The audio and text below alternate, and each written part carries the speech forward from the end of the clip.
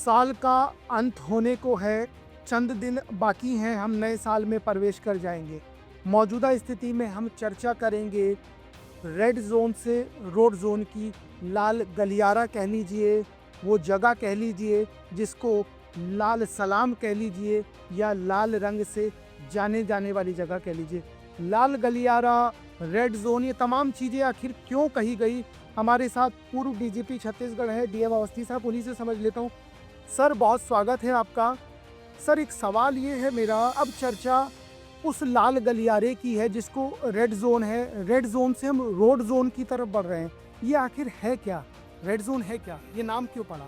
देखिए, 2000 के बाद जब एमसीसी और पीडब्ल्यूजी मिल गए और एक सीपीआई माओइस्ट बना, तो उन्होंने ये कहा कि पशुपतिनाथ से लेकर के और तिरुपति तक हमारा एक जो पूरा है एरिया है, हमारा कब्ज़ा है, हमारा ये लाल गलियारा है।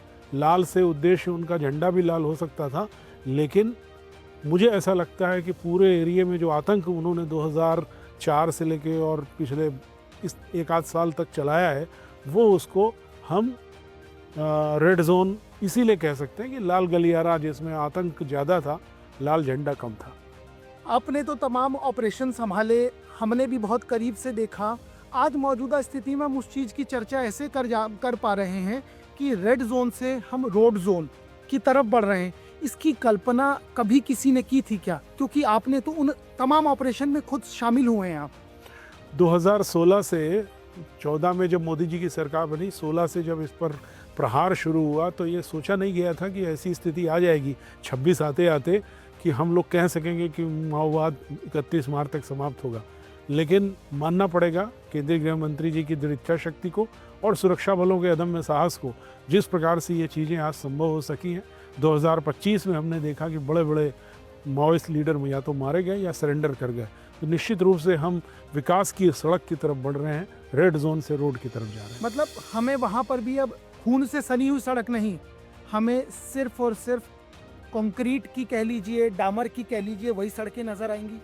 बिल्कुल, जिस प्रकार से देश के अन्य विकसित इलाके हैं, जैसे कि आप एक्सप्रेसवे कह सकते हैं, जो बड़े बड़े रोड्स हैं, तो हमारे बस्तर को भी उसी प्रकार से जाना जाएगा, अच्छे सड़कों के लिए विकसित बस्तर, क्योंकि नक्सल मुक्त हो जाएगा। आज वो सड़कें जहाँ गड्ढे थे, आतंक थे, लैंड माइन थी, एम्बुश थे, वहाँ ख़त्म हो के चारों ओर से लोग जाएंगे और बड़ी अच्छी जगह है पर्यटन के हिसाब से। तो मुझे लगता है कि ये लाल गलियारे से हम अब एक हरे गलियारे की ओर बढ़ रहे हैं, हरे भरे बस्तर की ओर बढ़ रहे हैं। सर, बहुत अच्छी बात आपने कही कि हम हरे भरे बस्तर की ओर बढ़ रहे हैं। इस साल में जितनी भी ये तपस्या कह लीजिए, सरकारों की तपस्या कह लीजिए, उन जवानों की जो वहाँ पर अदम्य साहस का परिचय दे रहे हैं, हमने तमाम कुर्बानियाँ देखी हैं। लेकिन आज मौजूदा स्थिति में स्थिति बदली हुई नज़र आ रही है। जिससे कभी हम डरा करते थे, नाम लेने से वो गांव कांपते थे, आज वहाँ जाया जा रहा है। वो लोग खुद हमारे पास आ रहे हैं कि हमें बख्श दीजिए। ये हुआ क्या है एकदम से? ये देखिए, ये टर्न अराउंड है। इसकी तैयारी बहुत लंबे समय से हुई। सुरक्षा बलों ने अदम्य साहस दिखाया। पिछले 10 साल को हम लेंगे, क्योंकि 26 आ रहा है, तो 16 से अगर देखते हैं तो बड़ा ही मेहनत की गई है सुरक्षा बलों के द्वारा। और आज हम इस स्थिति में पहुँचे कि हम ये वो हमारे पास घूम रहे हैं। एक ज़माना था जब हम लोगों को मतलब अपना मुंह छुपाना पड़ता था कि किस प्रकार से वो लोग हमारे जवानों को मार देते थे। लेकिन आज ऐसी स्थिति है कि सुरक्षा बल उन पर हावी हैं। वो हमारे पास आ रहे हैं कि हमको सरेंडर करो, बचाओ, बख्शो, जान बख्शो, इस तरह की विज्ञप्तियाँ आ रही हैं। तो ये जो है बड़ी मेहनत है, और विशेष रूप से पॉलिटिकल विल भी मैं कहूँगा, क्योंकि आइडियोलॉजी जो थी वो एक राजनीतिक विचारधारा थी, माओ और लेनिन और मार्क्स की। उस पर जो ये विचारधारा की लड़ाई में जिस प्रकार से सुरक्षा बलों ने अंजाम दिया है, अदम्य साहस का परिचय दिया है, कभी लगता नहीं था कि जो लोग शहीद हुए हैं उनको हम कभी ये इंसाफ दिला पाएंगे। लेकिन अब वो घड़ी आ गई है। अब ये साल ख़त्म हो रहा है और हम 26 में प्रवेश कर रहे हैं। निश्चित रूप से नक्सल मुक्त भारत या नक्सल मुक्त छत्तीसगढ़, उसकी तरफ बढ़ा। सर, एक चीज़ का आपने बहुत जिक्र किया, वो जिक्र मैं भी दोहराना चाहूँगा और उस पर समझना चाहूँगा। आपने एक चीज़ का जिक्र किया कि पॉलिटिकल विल पावर कह लीजिए, तो ये मान लेना चाहिए कि पॉलिटिकल विल पावर होगी तभी इतने बड़े ऑपरेशन चलाए जा सकते हैं और उसमें हमको सफलता मिल सकती है।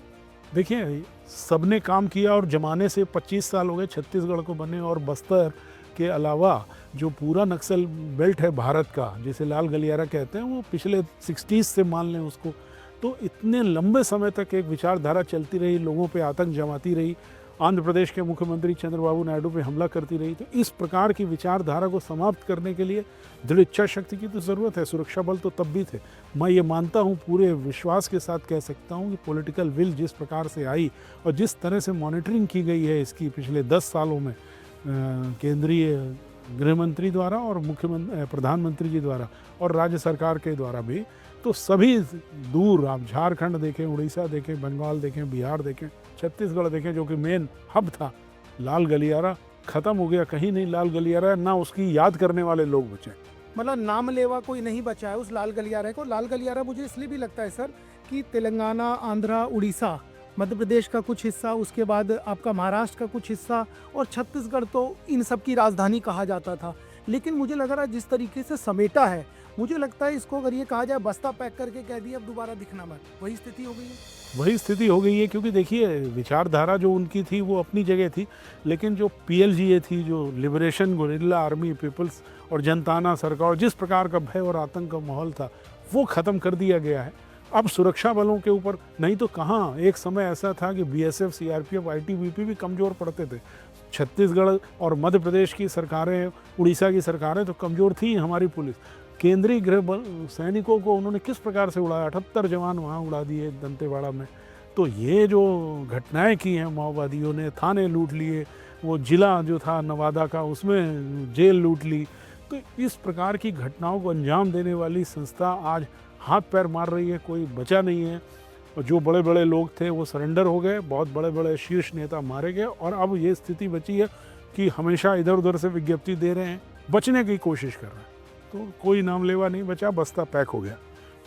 पर बस्तर पैक हो गया, एक चीज़ आपने कही, ये माना जाए कि जो पुरानी हमने हमारे जवानों की, कुछ राजनेताओं की शहादत हुई है, उस खून ने अब उसका रिजल्ट दिया है। क्योंकि आपने अभी 76 जवानों का जिक्र किया, ऐसी तमाम घटनाएं सर अगर चर्चा की जाए तो रूह कांप जाती है। क्योंकि आपसे मेरे से जो बात करके गया था 2 घंटे बाद वो किसी आईडी की चपेट में आ गया या नक्सलियों की उस गोली की चपेट में आ गया, लेकिन आज स्थिति बदल चुकी है।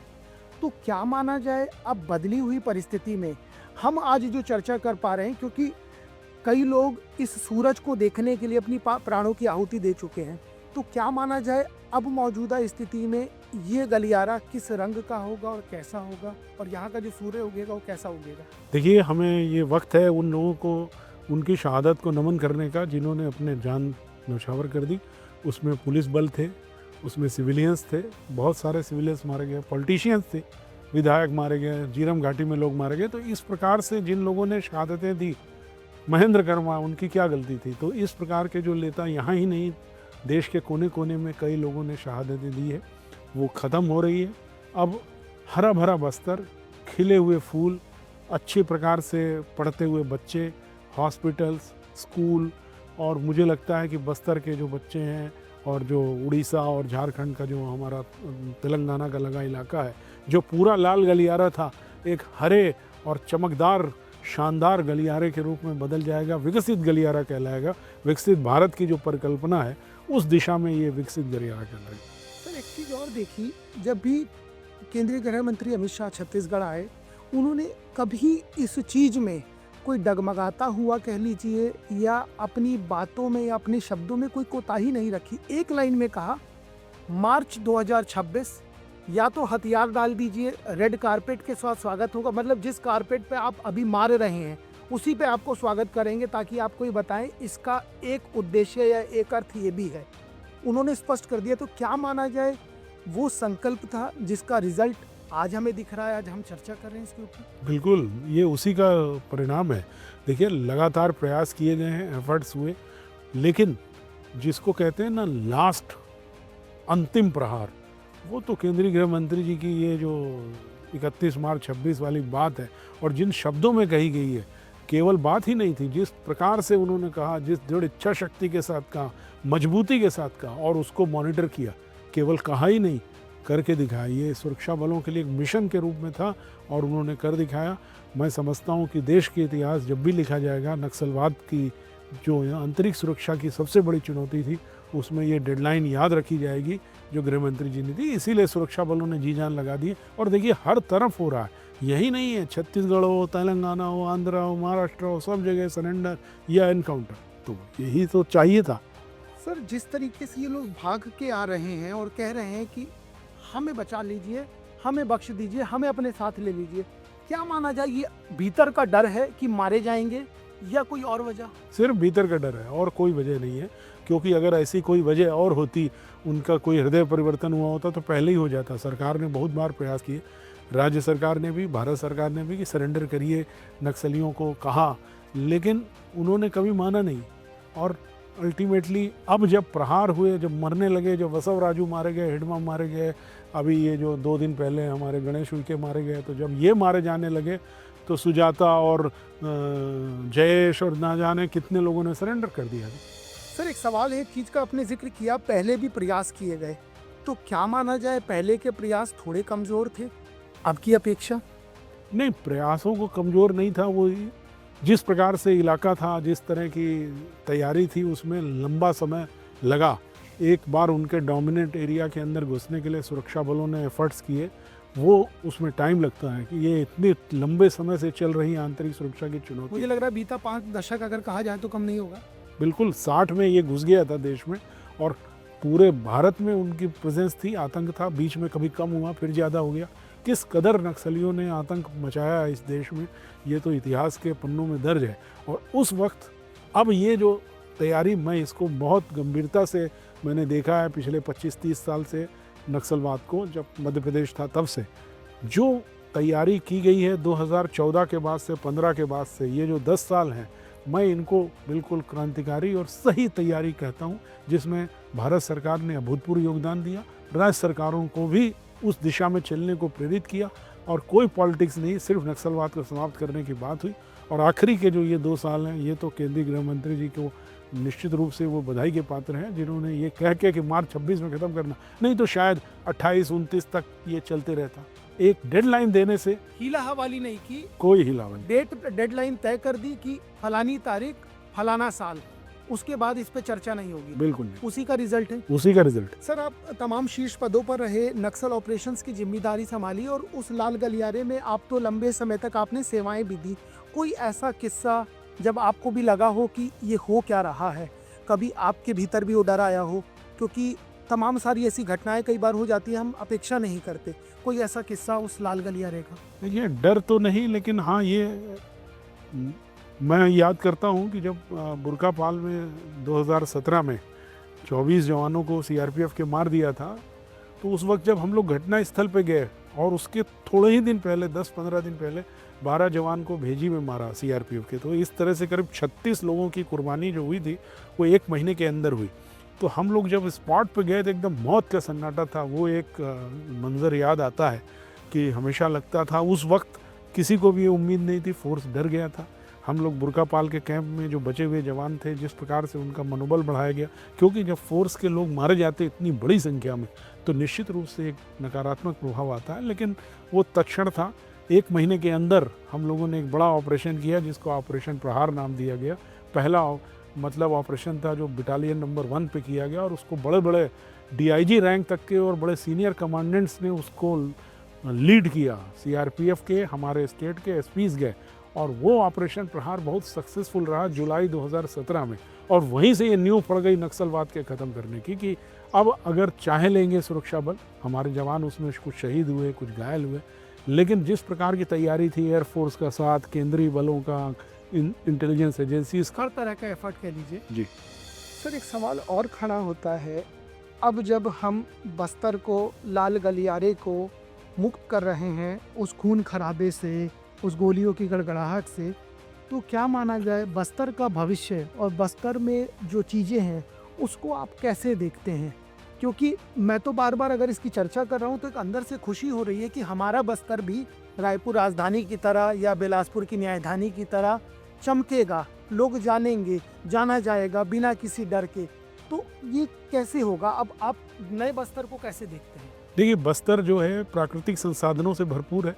उसकी मैंने पूरे बस्तर को बहुत बार, बहुत करीब से देखा है। जहाँ पर लोग नहीं जा सकते थे नक्सलियों में, उसको देखा है। वो हरा भरा है, उसमें झरने हैं, उसमें पहाड़ हैं, तो पर्यटन की दृष्टि से बहुत सुंदर है। उसमें बहुत सारे मिनरल्स हैं, माइंस हैं। उसका एक समग्र विकास का रोड मैप होना चाहिए। उस बस्तर को जो नक्सलियों ने कब्जा कर रखा था, उसको एकदम, मुझे लगता है कि एकदम सही दिशा में डेवलप करना चाहिए। कहाँ पर एग्रीकल्चर को रखना है, कहाँ फॉरेस्ट को लाना है, कहाँ पर माइनिंग करना है और किस प्रकार से लोगों को मुख्य धारा में जोड़ना है, ये एक बड़ी चुनौती है। अगर ये इसको अच्छे ढंग से उम्मीद है मुझे कि बिल्कुल ऐसा ही होगा। अगर जो कलेक्टर्स हैं और जो अधिकारी हैं उसको एक मिशन के रूप में करेंगे, जिस मिशन पे गृह मंत्री जी ने 2.5 साल चलाया, अगर अगले 2.5 साल डेवलपमेंट को उसी मिशन में लगा दिया जाए तो निश्चित रूप से एक ऐसा बस्तर दिखेगा जिसमें देश का एक ऐसे, देखिए जगदलपुर में रेलवे लाइन आती है विशाखापट्टनम से, वहाँ पे एयरपोर्ट बन चुका है। जगदलपुर में सड़कों और बसों से जुड़ा हुआ है, आंध्रा से जुड़ा, तेलंगाना से जुड़ा, उड़ीसा से जुड़ा। तो इस प्रकार के जब ऐसे केंद्रीकृत जगह में और जलवायु अच्छी है, बहुत सारे पर्यटक आएंगे, बहुत सारे लोग आएंगे, इंडस्ट्री डेवलप हो सकती, क्या नहीं हो सकता है। सर एक सवाल और खड़ा होता है, ये थोड़ा पर्सनल है, मैं इसलिए कह रहा हूँ। जब आप शीर्ष पद पे थे तो तमाम आपने ऐसी बैठकों का हिस्सा रहे, तमाम ऐसी गोपनीय चर्चाओं का हिस्सा रहे। कभी कोई ऐसी चर्चा जब आपको लगा हो कि हाँ अब महसूस हो रहा है कि तो अब ख़त्म हो जाएगा, लेकिन नहीं हो पाया, कोई ऐसी बैठक का कोई जिक्र? नहीं, हम लोगों को देखिए, हमने शुरू में ही इसी तैयारी के साथ काम शुरू किया और भारत सरकार के साथ जो भी बैठकें हुई, हमारी जो बलों के साथ हुई, हमें लगा कि हमें ये एक लंबी लड़ाई है और इसको इतने सालों से नहीं जीता जा सका, तो इसके लिए बहुत एफर्ट्स करना पड़ेगा। और मूल उद्देश्य था कि डोमिनेंस बनाना पड़ेगा। बस्तर के इलाकों में सड़कें बनी, 75 थाने भारत सरकार ने उस समय सैंक्शन किए, रोड सैंक्शन किए, उससे जो तस्वीर बदली, क्योंकि नक्सलियों ने सब तोड़ दिया था। स्कूल अस्पताल तो अब बनाए जा रहे हैं, लेकिन पहली ज़रूरत थी कि थाने नहीं थे, बैरक्स उड़ा दी। आप सोचिए, रानी बोदली में 40-50 लोगों को जिंदा जला दिया सुरक्षा बलों। ऐसी जो इलाका हो, जो बस्तर का, सुकमा, बीजापुर, दंतेवाड़ा का, वहाँ थाने बनाए गए, वहाँ सड़कें बनाई गई। ठेकेदारों ने मेहनत की, उनके इंजीनियर्स ने की, हमारे लोगों ने की, और कैंप्स जो अंदर खोले गए उनके एरिया में, वही सफलता के कारक बने। क्योंकि हमारा ऑपरेशनल एरिया जो बहुत लंबा पड़ता था, उसको हमने सूख के, तो ऐसा ये नहीं लगा कि हम कभी ख़त्म नहीं कर पाएंगे। ये बात थी कि इस मिशन के साथ चलेंगे तो इसको ख़त्म करेंगे, स्ट्रेटजिकली ख़त्म करेंगे। लेकिन हाँ, ये बात हमने कभी नहीं सोच पाई थी उस समय की स्थिति में। 21 तक ये बात को नहीं समझा जा सकता था कि यूँ 25 दिसंबर में जब हम बात कर रहे हैं ऐसी स्थिति आ जाएगी। इसके लिए जो तैयारी की है भारत सरकार का, मैं बार बार इसलिए उल्लेख करता हूँ, और विशेष रूप से गृह मंत्री जी का। मैं उनके साथ कई बार डीजी रहते हुए बीजापुर और सुकमा मीटिंग्स में गया हूँ। उनकी जो पकड़ थी, जिस तरह से उन्होंने चीज़ों को देखा, और फिर जब ये सरकार, दूसरी सरकार आई, तो एक तरह से डबल इंजन की सरकार कहलाती है। इसमें जिस प्रकार से एफर्ट्स हुए, अब तो सारी दिशा एक तरफ हो गई। सुरक्षा बल, हालांकि पहले भी ऐसा नहीं था कि नक्सलवाद के विषय पर कोई कमी थी, लेकिन फिर भी जिस प्रकार का मिशन मोड का काम ये 2.5 साल में हुआ है, वो उनकी इच्छा शक्ति से, सुरक्षा बलों के अदम्य साहस से और एक स्ट्रेटजी बना के काम करने से।